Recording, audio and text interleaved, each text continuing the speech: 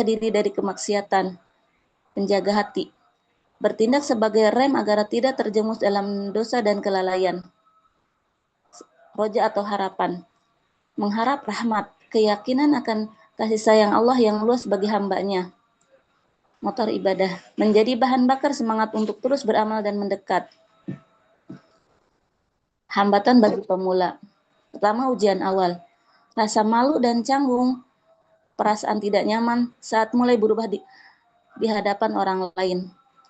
Beban ibadah, godaan untuk berhenti saat ketaatan terasa menjadi rutinitas yang berat.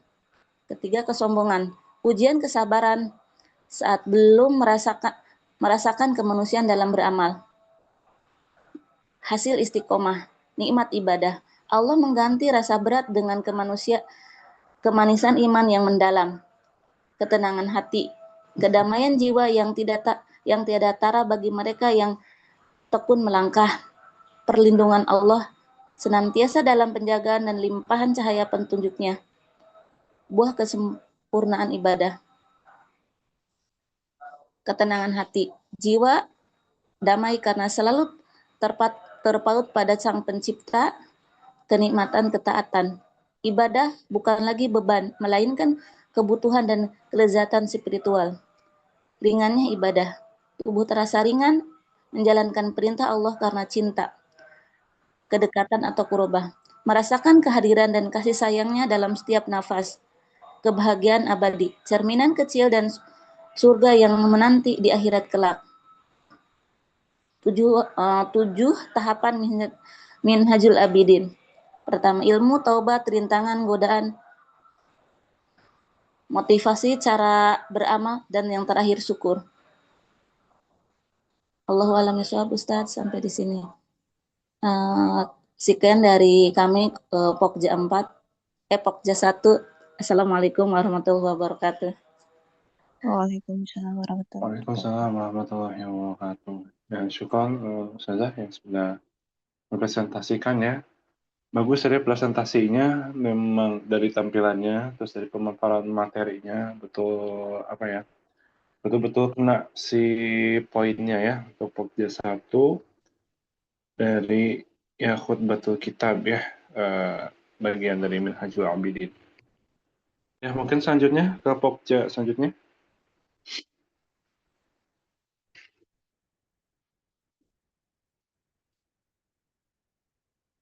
Ini Ustaz Ari mengirimkan Pokja 1, 3, dan 4.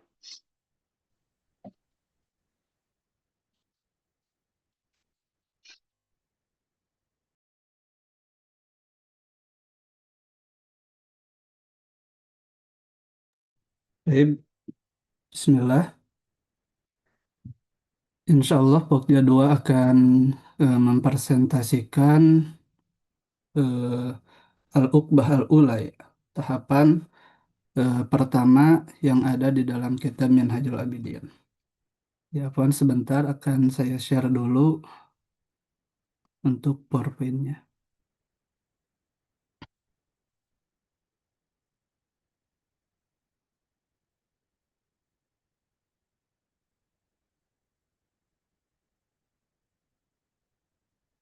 Baik, Bismillah.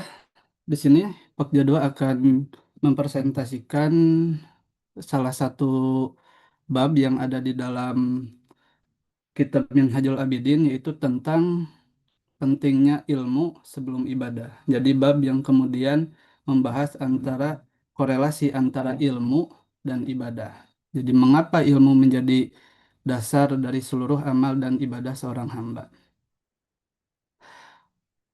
Nah, mengapa ilmu harus didahulukan? Ya, setidaknya ada beberapa poin yang menjelaskan hal tersebut. Pertama adalah bahwa ilmu merupakan pangkal amal yang menjadi pondasi dari segala perbuatan hamba. Kedua, ilmu dan ibadah bagaikan dua mata rantai yang itu tidak bisa dipisahkan. Kemudian yang ketiga, tujuan penciptaan langit dan bumi diciptakan untuk ilmu dan beribadah. Ya. Kemudian tujuan yang keempat, ya, tujuan kitabullah ya Al-Quran dan para Rasul diturunkan untuk hal ini, menyampaikan ilmu yang itu kemudian diimplementasikan di dalam ibadah oleh seorang hamba. Nah, maka di sini bisa diperhatikan ya urutan itu adalah pertama ilmu, ya, kemudian amal, ya, yang itu berupa ibadah, dan dengan ibadah tersebut kita akan kemudian mendapatkan ridho Allah Subhanahu wa Ta'ala. Baik. Ya, dalil Al-Quran tentang ilmu ini ada di Quran surat At-Tolak ayat 12 yang terjemahnya Allah lah yang menciptakan 7 langit. Dan seperti itu pula bumi, perintah Allah berlaku padanya agar kamu mengetahui bahwasanya Allah Maha Kuasa atas segala sesuatu. Dan sesungguhnya ilmunya benar-benar meliputi segala sesuatu. Ayat ini menjadi bukti nyata bahwa ilmu, ya terutama ilmu tauhid, adalah sesuatu yang teramat mulia. Ia mengenalkan kita pada keagungan Sang Pencipta alam semesta. Nah, dalil Al-Quran tentang ibadah ini masyhur dalilnya di Quran Surat Az-Zariyat ayat 56, "Wa ma khalaqtul jinna wal insa illa liya'budun", yang artinya dan aku tidak menciptakan jin dan manusia melainkan agar mereka beribadah kepadaku, menyembahku. Ya. Ilmu sebagai petunjuk, ilmu bertindak sebagai prinsip dasar dan kompas yang mengarahkan bagaimana ibadah itu seharusnya dilakukan. Ya, karena tanpa adanya ilmu, kita tidak akan mengetahui bagaimana kemudian tata cara pelaksanaan ibadah tersebut, ibadah tertentu, bagaimana dengan syarat rukun, ya mubtilat dan lain sebagainya. Ya, dan ibadah yaitu merupakan samaratul ilmi, gitu ya, merupakan buah dari ilmu. Ibarat pohon, ilmu adalah asas dan batangnya, sedangkan ibadah adalah buah manis yang dipetik, ya manfaatnya. Ya, keutamaan ilmu dalam hadis. Banyak hadis yang kemudian menjelaskan tentang keutamaan ilmu. Seperti itu ya. Di sini kemudian dijelaskan, ya kelebihan orang berilmu atas orang yang beribadah seperti kelebihanku atas orang terendah di antara umatku. Ini menunjukkan kedudukan ilmu yang mengungguli sekadar ahli ibadah. Seperti itu ya. Kemudian keagungan para ulama, memandang wajah orang alim 1 kali lebih baik daripada beribadah selama 1 tahun. Para sahabat bertanya, siapa yang paling mulia di surga? Rasulullah menjawab, mereka adalah para ulama. Ya, ini hadis-hadis kemudian yang menunjukkan keutamaan, ya, kedudukan ilmu dan orang yang berilmu. Seperti itu. Nah, mengapa amal harus berdasarkan ilmu? Jika kita beribadah tanpa didasari ilmu, maka ibadah tersebut berpotensi musnah bagaikan debu yang tertiup angin. Rasulullah SAW bersabda, ilmu adalah pemimpin amal dan amal adalah pengikutnya. Karena ilmu merupakan pemimpin yang menjadi panutan, maka ia mutlak harus didahulukan sebelum melaksanakan ibadah apapun. Nah, jadi ilmu lah kemudian yang eh, menjadi dasar gitu ya dalam setiap amal. Sebagaimana kemudian yang disampaikan juga oleh para ulama bahwa ya, barang siapa yang kemudian mengerjakan suatu amal laisa bihi ilmun, yang tidak disertai didasari dengan ilmu, a'maluhu mardudatun la tuqbalu, seperti itu ya, bahwa ilmunya itu akan tertolak, seperti itu. Ketika amalnya itu akan tertolak ketika tidak didasari kepada ilmu. Ya, 2 alasan utama ilmu didahulukan. Ya, yang pertama, agar ibadah itu benar. Ilmu membantu kita mengetahui mana yang wajib dikerjakan dan mana maksiat yang harus ditinggalkan. Ibadah memiliki syarat dan rukun yang ketat seperti bersuci, sholat yang harus dipenuhi agar sah. Seperti itu ya. Jadi setiap ibadah ada aturan-aturannya, ada syarat-syaratnya, yang itu kemudian menghantarkan kepada ibadah tersebut sempurna, gitu ya, dilakukan sesuai dengan tuntutan dan ajarannya. Kedua, ya mengenal Allah Subhanahu wa Ta'ala. Bagaimana mungkin kita menyembah zat yang asma, sifat wajib dan sifat mustahilnya belum dipahami? Ilmu memastikan ibadah kita ditunjukkan pada keyakinan yang benar, bukan angan-angan. Nah, jadi tidak hanya kemudian tata caranya yang benar, tapi kepada siapa kemudian ibadah ini ditunjukkan. untuk siapa kemudian ibadah ini dilakukan. Seperti itu. Dan itu kemudian akan diketahui dengan diperolehnya ilmu. Pentingnya ilmu tentang amal hati. Nah, pokok inti dari sebuah penghambaan adalah gerak hati, amal sirri, yang memperindah dan menjaga keutuhan ibadah lahiriah.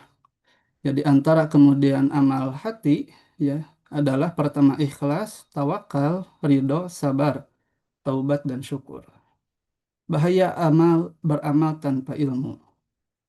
Ya pertama ria, beramal karena ingin dilihat manusia. Kedua takabur, yang merasa sombong dan bangga dengan amal.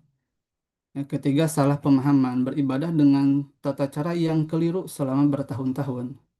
Kemudian tertipu angan mengira maksiat sebagai ketaatan. Contoh mengeluhkan takdir namun mengiranya sebagai perendahan diri. Nah, orang yang beramal tanpa ilmu kebanyakan lebih merusak amalnya daripada memperbaikinya.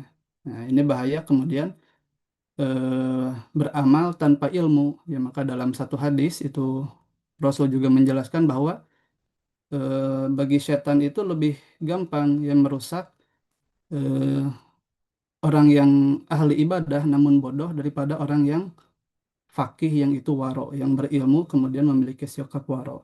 Nah, itu lebih kemudian eh, susah gitu ya dirumuskan oleh setan orang fakih yang waro itu daripada orang yang abid jahil gitu ya, ahli ibadah tapi bodoh. Yang itu kemudian tidak didasarkan kepada ilmu. Kemudian ilmu melahirkan rasa takut kepada Allah. Sungguhnya yang takut kepada Allah di antara hamba-hambanya adalah orang yang berilmu. Seperti itu. 3 pilar ilmu yang wajib dipelajari.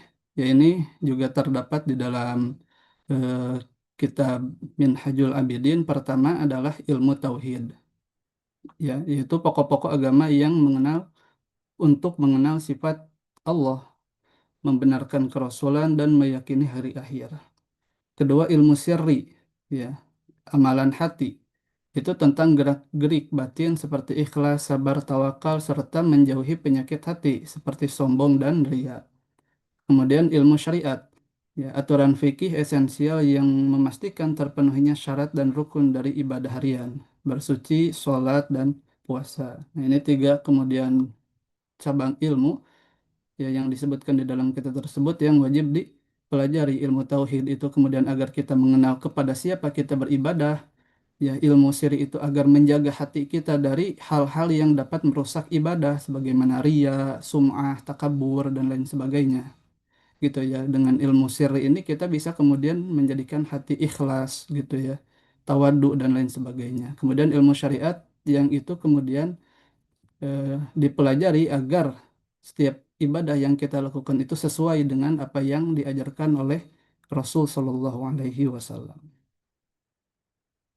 Batas kewajiban menuntut ilmu. Fardu ain wajib bagi setiap individu. Segala pengetahuan dasar yang jika ditinggalkan menyebabkan rusaknya akidah dan tidak sahnya ibadah fardu. Dasar-dasar ilmu tauhid, kewajiban menjaga amal hati, syarat dan rukun ibadah sehari-hari. Kemudian fardu kifayah, kolektif gitu ya. Pengetahuan spesifik lanjutan yang gugur kewajibannya bila telah ada ulama dan ahli di lingkungan tersebut yang mempelajarinya. Ya, ilmu kalam, ilmu hukum fikih lanjutan, pernikahan waris, kemudian hukum muamalah. Adab dan etika menuntut ilmu. Pertama, ikhlas, niatkan murni untuk menimba pengetahuan. Kemudian bersungguh-sungguh menghadapi kesulitan dengan sabar. Kemudian mengulang pelajaran, rutin memurojaah materi, kemudian berdiskusi, ya bertukar pikiran untuk pemahaman, kemudian mengajar, sampaikan ilmu agar semakin berkah. Seperti itu. Ya kesimpulan dari judul yang pertama ini di dalam kitab Minhajul Abidin adalah ilmu adalah dasar amal dan pelita jalan.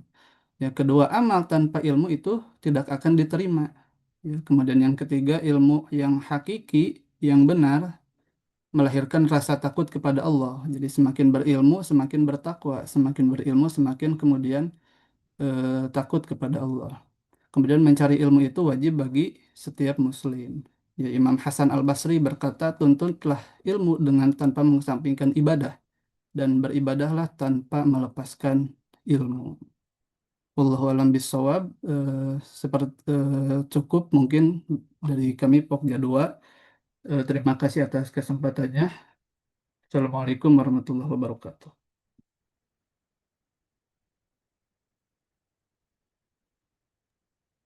Waalaikumsalam warahmatullahi wabarakatuh. Terima kasih kepada Ustaz Azri yang sudah mempresentasikan tugasnya sebagai perwakilan dari Pokja 2 ya. Baik, mungkin untuk selanjutnya ke Pokja 3 ya. Baik, Ustaz.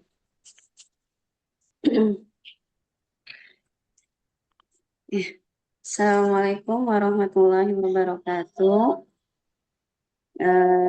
Saya dari Pokja 3 ingin menyampaikan bedah kitab Minhajul Abidin karya Imam Al-Ghazali, khususnya pembahasan tentang Al-Aqobatu As-Saniyah, yaitu tentang taubat.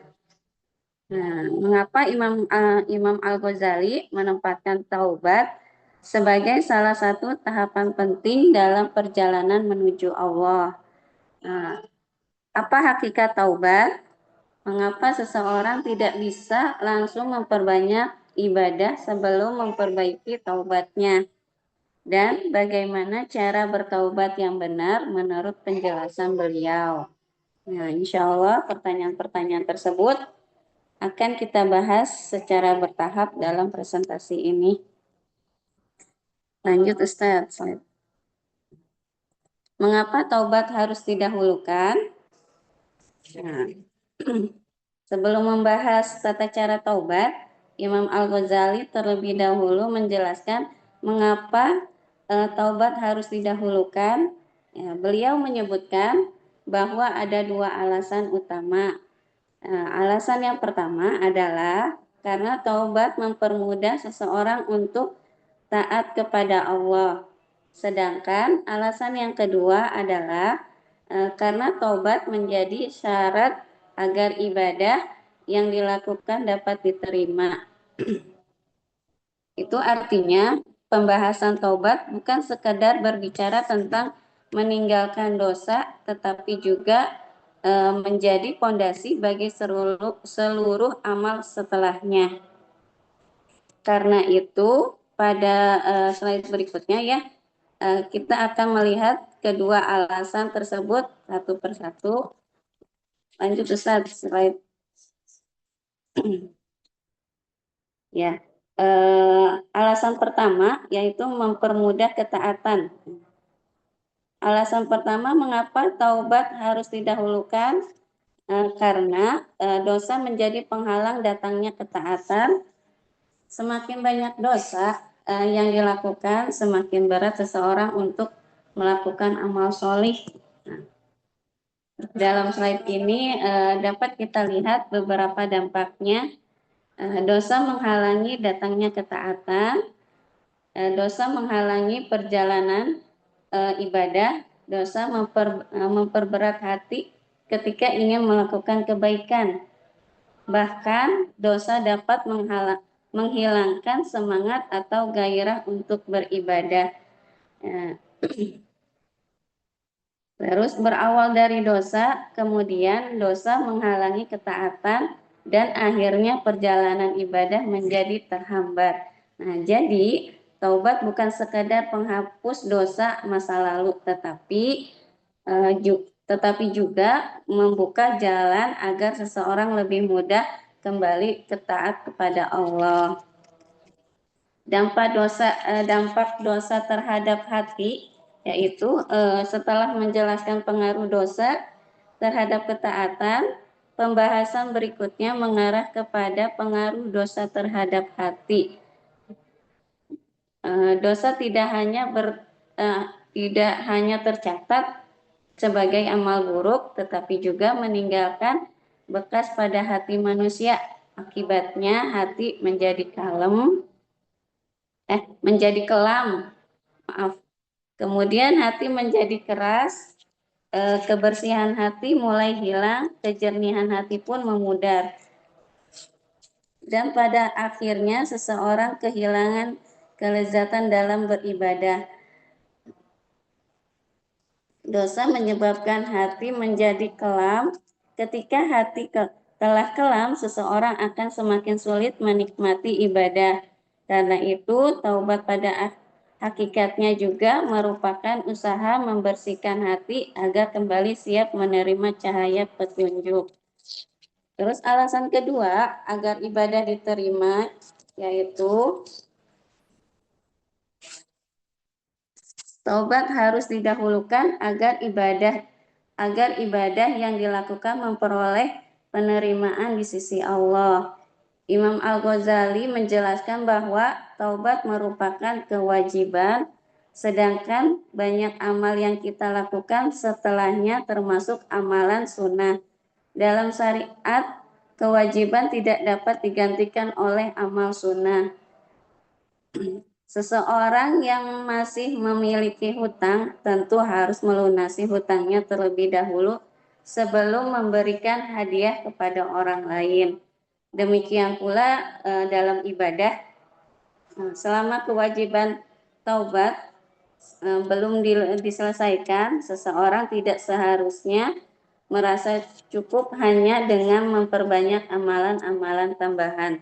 Karena itu, taubat menjadi langkah awal sebelum memperbanyak berbagai bentuk ibadah lainnya. Makna taubat nasuha dan batasannya. Setelah memahami mengapa taubat harus didahulukan, sekarang kita harus sebenarnya yang dimaksud dengan taubat yang benar. Di sini ada pekerjaan hati ya. Artinya taubat dimulai dari kesadaran di dalam hati untuk membersihkan diri dari dosa-dosa yang pernah dilakukan. Selanjutnya dijelaskan pula batasan taubat menurut Syekh Abu Bakar Al-Warraq. Taubat bukan hanya berhenti melakukan dosa sesaat, tetapi juga disertai tekad untuk tidak mengulanginya lagi. Bahkan bukan hanya tidak mengulangi dosa yang sama, tetapi juga tidak berpindah kepada dosa lain yang sederajat. Yang lebih penting lagi, semua itu dilakukan karena mengagungkan Allah dan karena takut kepada siksanya, bukan karena alasan duniawi seperti malu kepada manusia atau takut kehilangan kedudukan. Slide berikutnya, Ustaz. 4 syarat taubat. 4 syarat yang harus dipenuhi agar taubat menjadi sempurna, yaitu syarat pertama adalah meninggalkan dosa dengan sepenuh hati. Artinya seseorang benar-benar ingin keluar dari kemaksiatan, bukan sekadar berhenti sementara. Syarat yang kedua adalah meninggalkan dosa yang telah dilakukan. Taubat tidak mungkin berjalan bersamaan dengan tetap mempertahankan kemaksiatan. Yaitu syarat yang ketiga adalah tidak memilih melakukan dosa lain yang sederajat.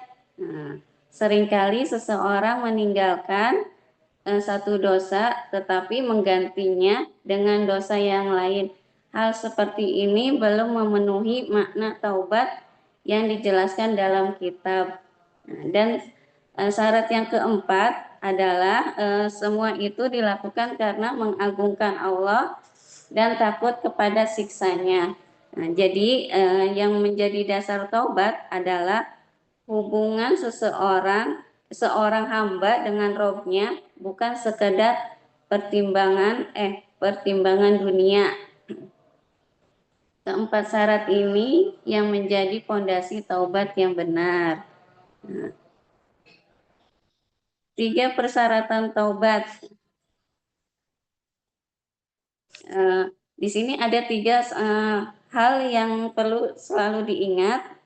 Yang pertama adalah mengingat keburukan dosa. Nah, seseorang harus menyadari bahwa dosa bukan perkara kecil, tetapi sesuatu yang merusak hubungan dengan Allah. Yang kedua adalah mengingat pedihnya siksa Allah. Nah, kesadaran akan akibat dosa akan membuat seseorang tidak meremehkan kemaksiatan. Terus yang ketiga adalah mengingat kelemahan diri. Manusia adalah makhluk yang lemah dan tidak akan sanggup menghadapi azab Allah. Karena itu ketika 3 hal ini selalu hadir dalam hati, akan lahir dorongan yang kuat untuk kembali kepada Allah melalui taubat. Terus hadis penyesalan taubat.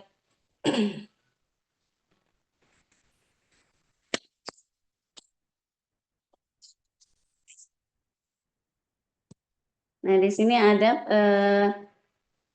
penyesalan taubat, yaitu penyesalan yang dimaksudkan bukan sekedar sedih karena terkena akibat dosa. Yang dimaksud adalah penyesalan yang lahir karena menyadari kesalahan di hadapan Allah. Nah, di sini ada ya dapat kita lihat urutannya ya. 3 persyaratan tadi melahirkan penyesalan. Nah, dan penyesalan itulah yang menjadi pintu masuk menuju taubat yang sebenarnya. Taubat yang benar selalu diawali oleh hati yang benar-benar menyesali dosa yang telah dilakukan. Lanjut, Ustaz. Keraguan untuk bertaubat pada bagian terakhir salah satu penghalang yaitu sering munculnya ketika seseorang ingin bertaubat. Nah, seringkali seseorang berkata, saya takut nanti akan mengulang dosa lagi. Padahal keraguan seperti ini justru merupakan tipu daya setan. Nah, setan berusaha membuat seseorang menunda taubat dengan berbagai alasan. Padahal tidak ada seorang pun yang mengetahui apakah ia masih memiliki kesempatan hidup hingga hari esok hari. Karena itu, jika saat ini Allah memberikan kesadaran untuk bertaubat, maka jangan ditunda, bertaubatlah sekarang. Apabila suatu saat kembali terjatuh ke dalam dosa, maka bertaubatlah lagi. Terus yang berbahaya bukanlah pernah jatuh, tetapi harus menunda untuk kembali kepada Allah. Selanjutnya disampaikan oleh Ustadz Faiz. Dilanjutkan. Baik, bismillahirrahmanirrahim. Yang selanjutnya adalah menjauhkan diri dari dosa.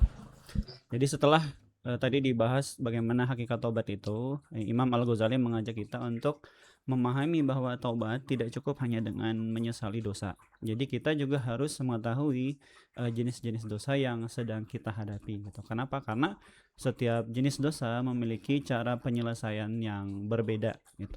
Nah, yang pertama adalah dosa yang berkaitan dengan hak Allah. Yang kedua adalah dosa yang diantaranya adalah seorang hamba dengan Allah, yaitu berbagai bentuk kemaksiatan yang tidak berkaitan dengan hak manusia. Yang ketiga, yakni adalah dosa yang berkaitan dengan hak sesama manusia.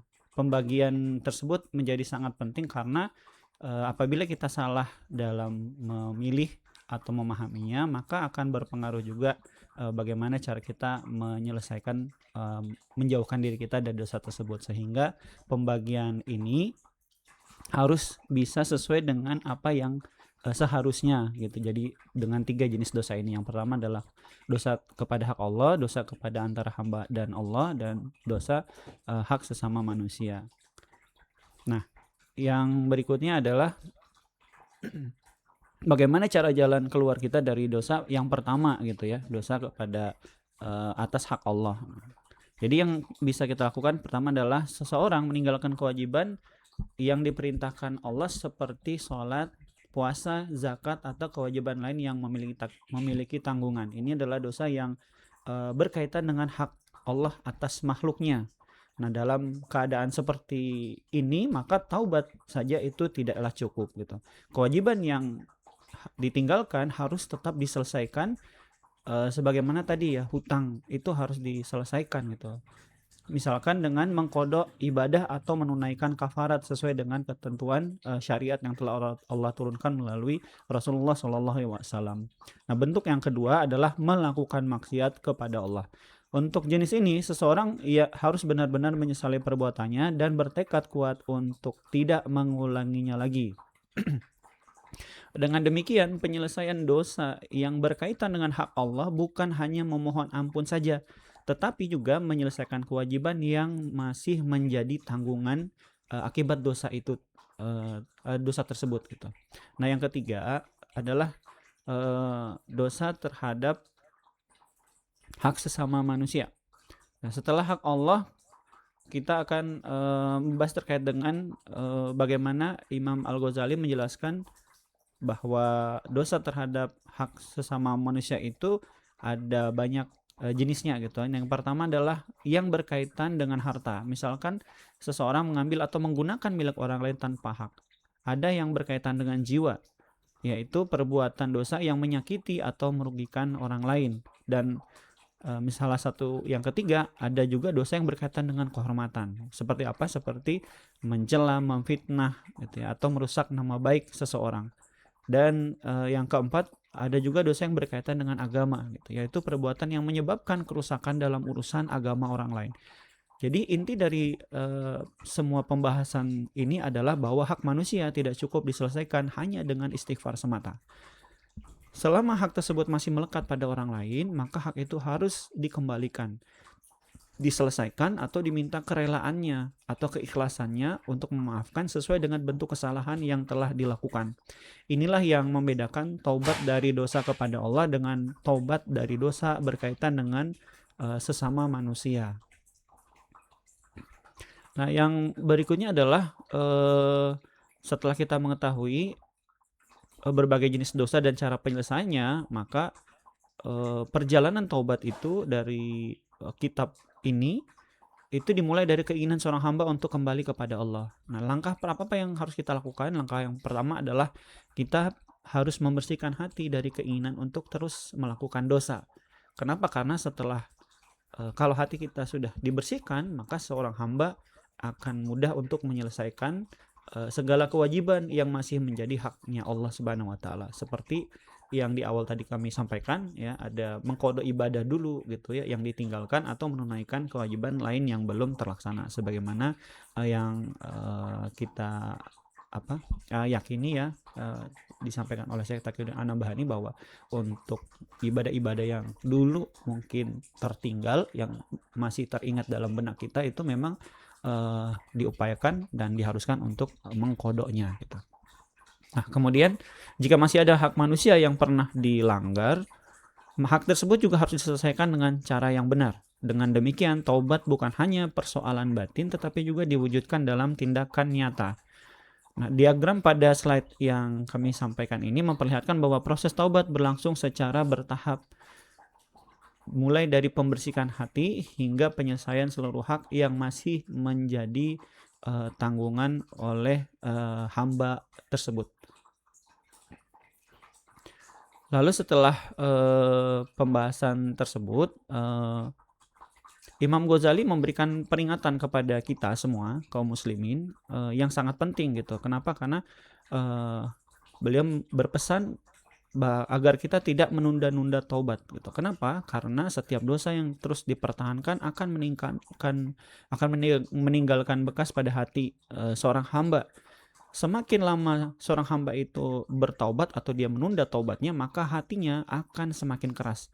Nah, ketika hati seseorang itu sudah keras, seseorang akan menjadi sulit menerima nasihat, semakin ringan untuk melakukan maksiat, dan semakin berat untuk melakukan ketaatan. Ini menunjukkan besarnya bahaya menunda-nunda taubat tersebut. Maka Imam Al-Ghazali mengingatkan kepada kita kisah Iblis dan Bal'am bin Ba'urah. Nah, ini bisa menjadi pelajaran buat kita kaum muslimin agar terhindar dari apa yang sudah dilakukan oleh iblis dan juga Bal'am bin Ba'urah. Nah, keduanya tidak langsung sampai pada kebinasaan gitu, dan diawali oleh dosa yang dibiarkan hingga akhirnya menyeret keduanya kepada kehancuran. Karena itu sebagai seorang hamba kita tidak boleh pernah merasa aman dari dosa, meskipun itu dosa yang kecil gitu ya, dosa yang ringan gitu. Kenapa? Karena semakin cepat kita bertaubat, maka semakin besar peluang hati kita tetap hidup dan lembut serta dapat menerima petunjuk Allah itu dengan mudah. Nah, tapi kalau misalkan kita menunda-nunda, boleh jadi nanti yang ditakutkan dan pesan dari Imam Al-Ghazali itu justru membuat hati kita itu menjadi keras gitu ya, dan malah kita terbawa arus kemaksiatan dan kita terhindarlah. Semoga Allah menghindarkan kita dari kisah Bal'am bin Ba'urah dan juga iblis gitu. Ustazah asadi sekalian yang dirahmati Allah Subhanahu wa taala, maka ketika kita terjatuh, misalkan seorang hamba itu terjatuh lagi ke dalam dosa yang sama gitu ya, maka mungkin muncul pertanyaan di dalam hati kita, bagaimana jika setelah bertobat gitu ya ternyata balik lagi gitu. Ada orang yang bertobat sudah istiqomah dalam kebaikan 1 bulan 2 bulan, ternyata setelah setengah tahun dia kembali lagi gitu. Dia terjatuh lagi dengan dosa yang sama. Maka pesan Imam Al-Ghazali memberikan pesan yang menenangkan kita gitu ya, sebagai seorang muslim yang berada di akhir zaman yang penuh fitnah ini, sebagai berikut. Jika seorang kembali terjatuh di dalam dosa, maka jalan keluarnya adalah bertaubat kembali gitu. Nah, jangan sampai terlintas pikiran bahwa taubat tidak lagi berguna hanya karena pernah mengulang kesalahan yang sama. Justru yang berbahaya adalah ketika seseorang hamba itu berhenti bertaubat dan berputus asa dari rahmat Allah Subhanahu wa taala. Nah, kita bisa melihat dari ayat Al-Quran surah An-Nisa ayat 110, wa man ya'mal su'an aw yazlim nafsahu thumma yastaghfirillaha yajidillaha ghafurur rahima. Barang siapa yang mengerjakan kejahatan atau menzalimi dirinya sendiri kemudian ia memohon ampun kepada Allah Subhanahu wa taala, niscaya ia akan mendapati Allah Maha Pengampun lagi Maha Penyayang. Maka karena itu selama pintu taubat masih terbuka, jangan pernah berhenti kepada Allah Azza wa Jalla gitu ya. Nah, semoga juga kita senantiasa diberikan kemudahan gitu ya untuk bisa senantiasa bertobat. Dan ketika seorang hamba bertobat itu, maka itu merupakan pukulan yang besar bagi iblis gitu ya. Kenapa? Karena prinsip dasarnya adalah ia ingin agar seluruh kaum muslimin itu atau mayoritas kaum muslimin itu bisa bersamanya di dalam neraka. Nah, maka apa yang harus kita lakukan ketika kita hendak bertaubat gitu ya? Yang pertama, Imam Al-Ghazali memberikan gambaran ya, taubat bukan hanya niat di dalam hati tetapi diwujudkan melalui amal. Dimulai dengan membersihkan diri kita sebagai bentuk persiapan menghadap Allah Subhanahu wa taala. Kemudian kita bisa melaksanakan sholat taubat ya dengan penuh kekhusyuan gitu. Setelah itu kita bisa memperbanyak sujud ya di waktu-waktu mustajabun doa, lalu melakukan muhasabah dan mengingat kembali dosa-dosa yang pernah dilakukan sehingga hati kita benar-benar dipenuhi dengan penyesalan gitu. Nah, yang berikutnya adalah kita memperbanyak doa gitu ya, memperbanyak istighfar dan sholawat atas baginda Nabi Muhammad SAW gitu. Dan tidak hanya mendoakan diri sendiri tetapi juga mendoakan kaum mukmin gitu. Kenapa? Karena seluruh rangkaian ini bertujuan agar seorang hamba benar-benar kembali kepada Allah Subhanahu wa taala dengan hati yang bersih dan tekad yang kuat untuk tetap berada di jalan ketaatan. Ustazah asati sekalian, semoga pembahasan ini bisa memberikan kita pelajaran ya, bagaimana taubat itu bisa kita lakukan sesuai dengan apa yang dipesankan oleh Imam Al-Ghazali, dan Allah Subhanahu wa taala menganugerahkan kepada kita semua taubat yang tulus dan menerima amal ibadah kita dan menetapkan hati kita di dalam ketaatan kepadanya. Demikian, wallahu a'lam bishawab. Assalamualaikum warahmatullahi wabarakatuh. Waalaikumsalam warahmatullahi wabarakatuh. Syukur Ustaz Faiz ya dari Pokja 3 ya yang sudah mempresentasikan tugasnya. Baik, selanjutnya ya, tadi setelah membahas tentang taubat gitu ya, Masya Allah materinya luar biasa. Bisa kita lanjut ke Pokja 4 ya. Silakan.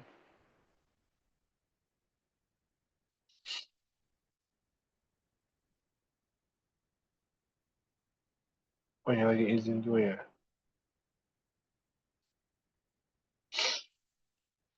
Mungkin tunggu dulu ya, Ustazah Ai ya.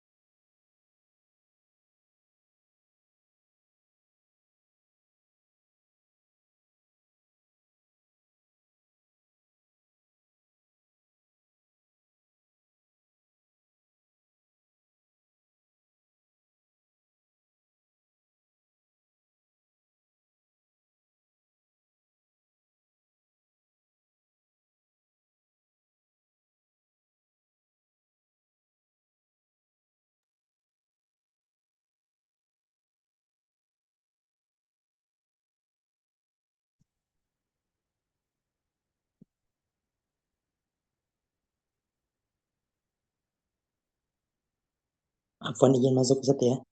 Memang absen. Ya, Sir. Apakah selain Ustazah Ai ada dari yang Oh Ustadz, Afwan saya baru kembali dari ini. Oh ya, Eh, barakallahu. Ih, katanya mau teh sepia.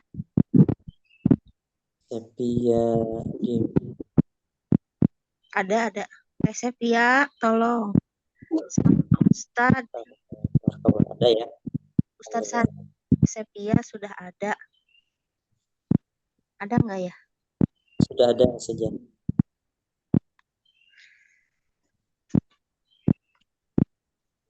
Ada Tim. saja. Oh iya, silahkan Teteh. Mau saja apa nu minta tolong di Eh, ya, Ustadz yang lain mungkin tolong dibantu. Ustadz Faiz atau Ustadz Tajri, mohon bantuannya. Insyaallah Ustaz Faiz ya.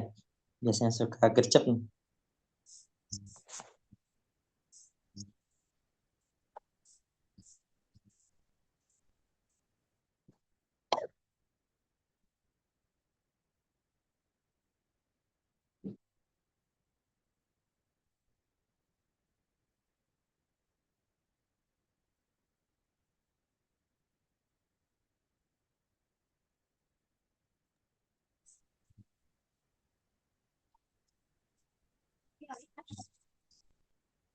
Bismillahirrahmanirrahim. Assalamualaikum warahmatullahi wabarakatuh.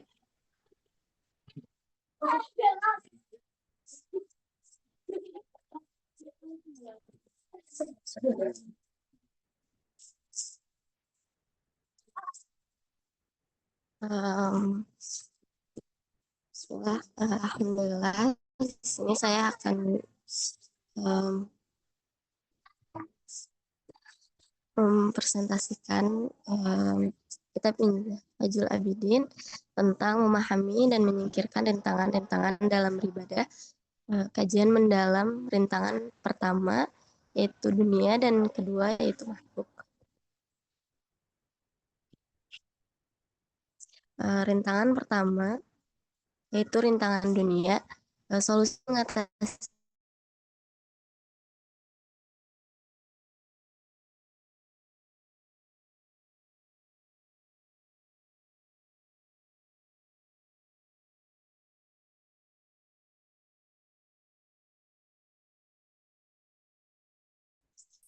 solusi dari mengatasinya yaitu bukan meninggalkan dunia seluruhnya. Dengan kita bersikap zuhud, tidak menjadikan dunia sebagai tujuan utama. Jadi menjadikanlah akhirat sebagai tujuan utama di hati kita. Boleh Ustaz? Hakikat zuhud terhadap dunia.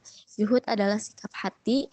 Zuhud bukan berarti membuang seluruh harta lahiriah, melainkan melepaskan keterikatan batin, keinginan berlebihan terhadap dunia, menyibukkan fisik dengan aktivitas, dan menyibukkan batin dengan angan-angan. Jiwa dan hati itu satu. Jika disibukkan dunia, ia berpaling dari ibadah. Analogi dunia dan akhirat. Dunia dan akhirat ibarat dua orang istri, meridokkan salah satunya membuat yang lain marah. Keduanya juga seperti timur dan barat, semakin mendekat ke salah satu pihak, semakin jauh dari pihak lainnya. Jadi utamakanlah yang bernilai kekal dan tinggalkanlah yang fana. Boleh Ustaz? Lanjut Ustaz. Dua alasan penting bersikap zuhud. Yang pertama yaitu memusatkan diri dalam ibadah, mencegah perhatian terpecah. Kecintaan pada dunia membuat anggota tubuh saling membantu memusatkan diri dalam beribadah. Jangan sampai perhatian kita itu terpecah.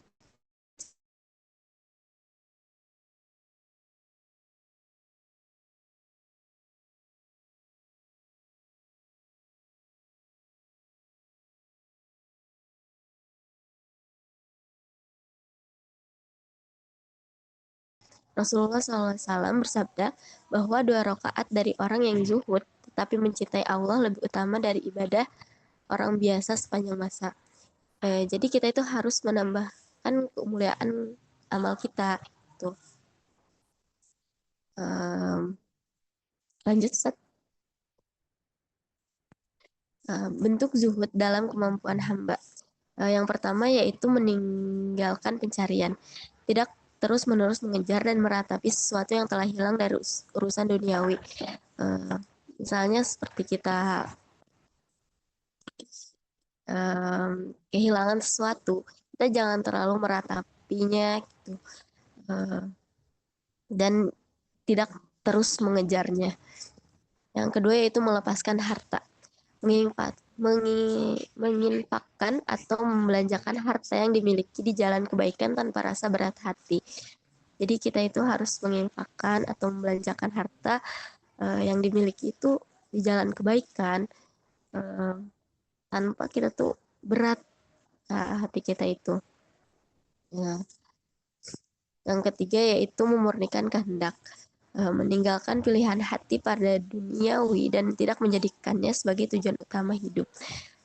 Jadi kita itu harus memurnikan kehendak kita.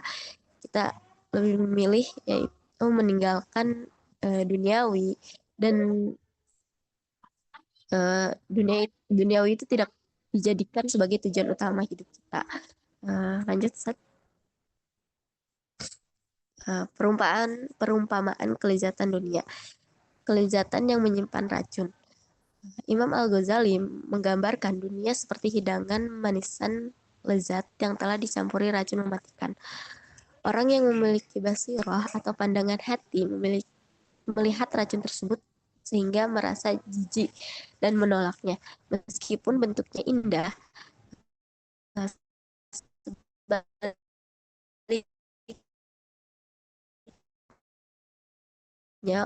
orang lalai hanya tertipu oleh kelezatan karena ilmu dan perbedaan dasar manusia. Jadi kalau kita memiliki ilmu dan keyakinan, kita bisa melihat bahwa dunia itu seperti racun bagi kita. Dunia itu seperti penjara bagi orang-orang yang beriman. Kita lanjut. Yang kedua yaitu rintangan makhluk.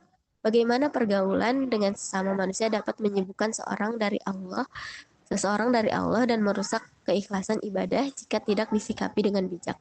Lanjut. Mengapa makhluk menjadi penghalang?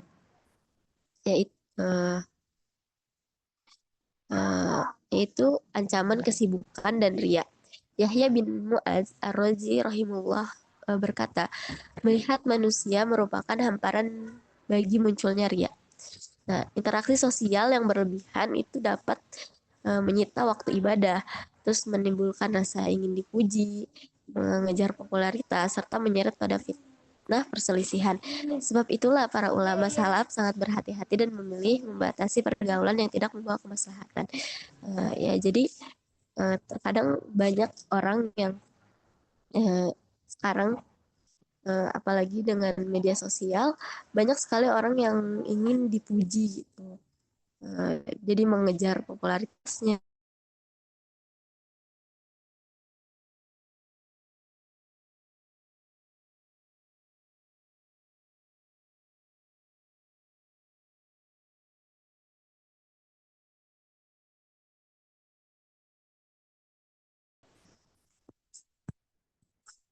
Ya. Petunjuk nabawi dan wasiat salaf. Yang pertama yaitu sabda Rasulullah, tetaplah tinggal di rumah, kuasailah lisanmu, kerjakan apa yang engkau ketahui sebagai kebaikan, dan sibukkan dirimu dengan urusan pribadimu. Jadi kalau bisa ya tetap tinggal di rumah gitu ya. Dan jaga lisan kita, kerjakan apa yang kita itu tahu itu adalah kebaikan, dan sibukkan diri dengan urusan pribadi atau dengan ibadah kita. Lalu Umar bin Al-Khattab radhiyallahu anhu di dalam uzlah mengasingkan diri dari keburukan, terdapat ketenangan dari teman yang buruk. Lalu Sufyan Ats-Tsauri, jika engkau mampu, kurangi semampumu mengenal banyak orang karena sangat sulit menyelamatkan diri dari mereka. Jadi kita juga harus kurangin mengenal orang-orang yang itu buruk gitu. Lalu Daud At-Ta'i, berpuasalah dari dunia, berbukalah di akhirat, dan larilah dari manusia sebagaimana engkau lari dari seekor singa. Jadi kita tuh kalau melihat orang yang itu tuh sudah terlihat buruk bagi kita, lebih baik kita menjauh. Boleh dilanjut. Prinsip kebutuhan pokok kemanusiaan. 100% jaminan rezeki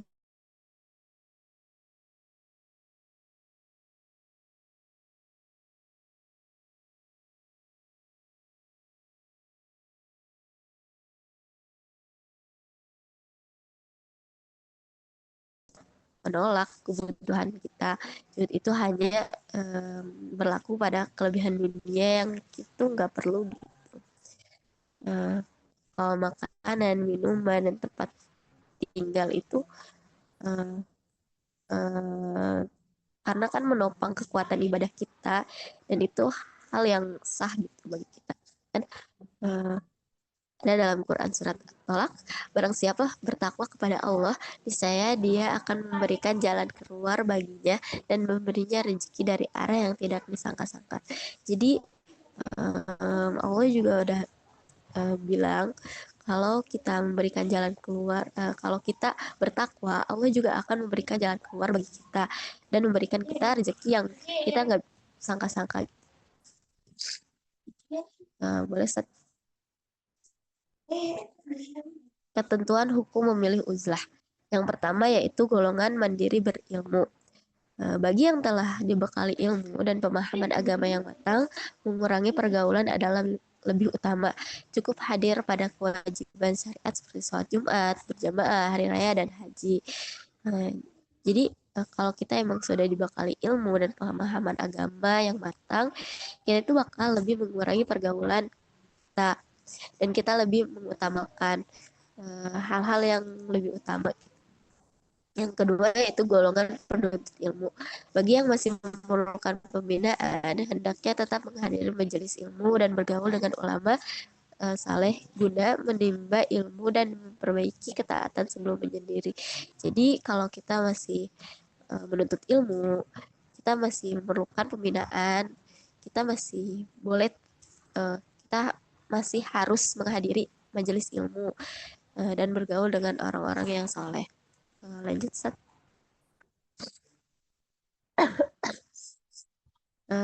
Penutup dan kesimpulan.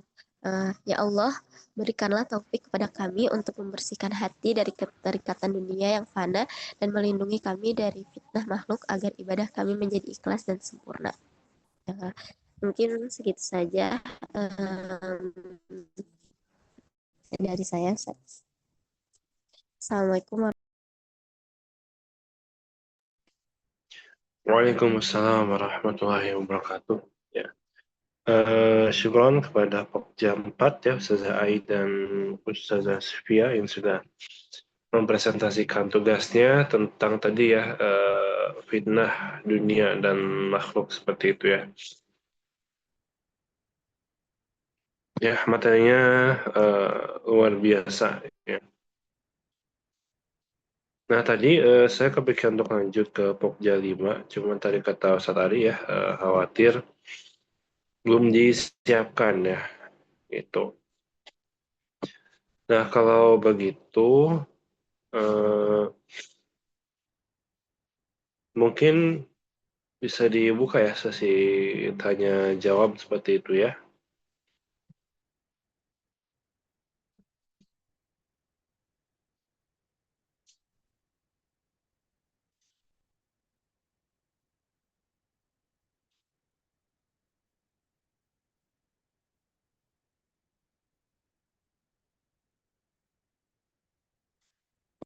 Baik, silakan.